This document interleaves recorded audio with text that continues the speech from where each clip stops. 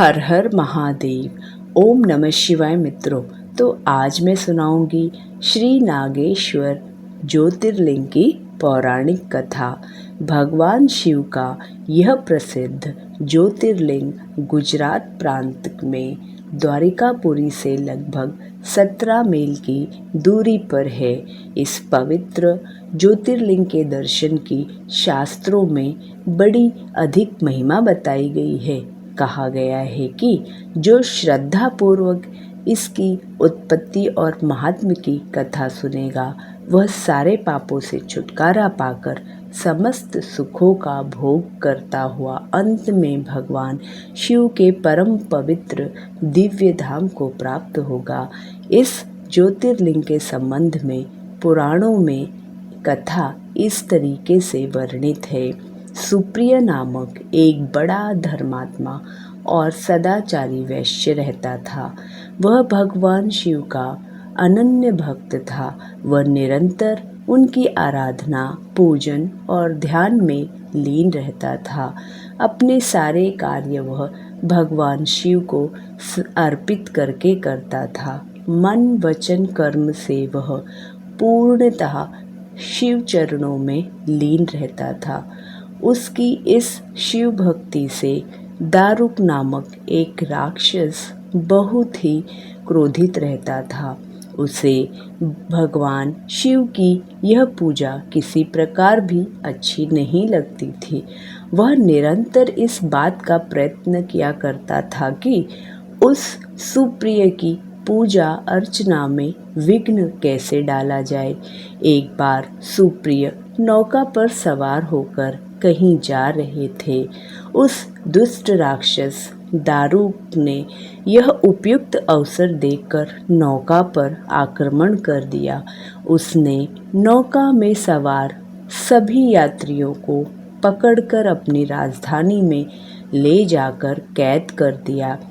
सुप्रिय कारागार में भी अपने नित्य नियम के अनुसार पूजा पाठ वंदना आराधना करता रहा। अन्य बंदी यात्रियों को भी वह शिव भक्ति की प्रेरणा देने लगा। दारुक ने जब अपने सेवकों से सुप्रिय के विषय में यह समाचार सुना तब तो वह अत्यंत क्रोधित होकर उस कारागार में पहुंच गया। सुप्रिय उस समय भगवान शिव के चरणों में ध्यान लगाए हुए दोनों आंखें बंद करके बैठे थे।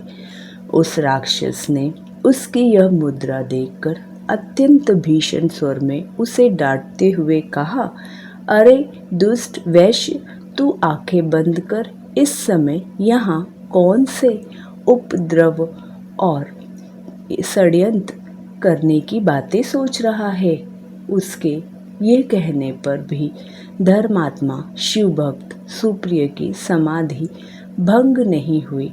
अब तो वह दारुक राक्षस क्रोध से एकदम पागल हो उठा। उसने तत्काल अपने अनुचरों को सुप्रिय तथा अन्य सभी बंदियों को मार डालने का आदेश दे दिया। सुप्रिय उसके इस आदेश से जरा भी विचलित और भयभीत नहीं हुआ। वह एकाग्र मन से अपनी और अन्य बंदियों की मुक्ति के लिए भगवान शिव से प्रार्थना करते रहे। उसे यह पूर्ण विश्वास था कि मेरे आराध्य भगवान शिव जी इस विपत्ति से मुझे अवश्य ही छुटकारा दिलाएंगे। उसकी प्रार्थना सुनकर भगवान शिव जी तत्क्षण उस कारागार में एक ऊंचे स्थान में एक चमकते हुए सिंहासन पर स्थित होकर ज्योतिर्लिंग के रूप में प्रकट हो गए।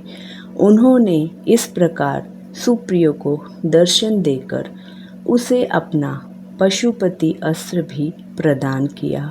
इस अस्त्र से राक्षस दारुक तथा उसके सहायक का वध करके सुप्रिय शिवधाम को चला गया।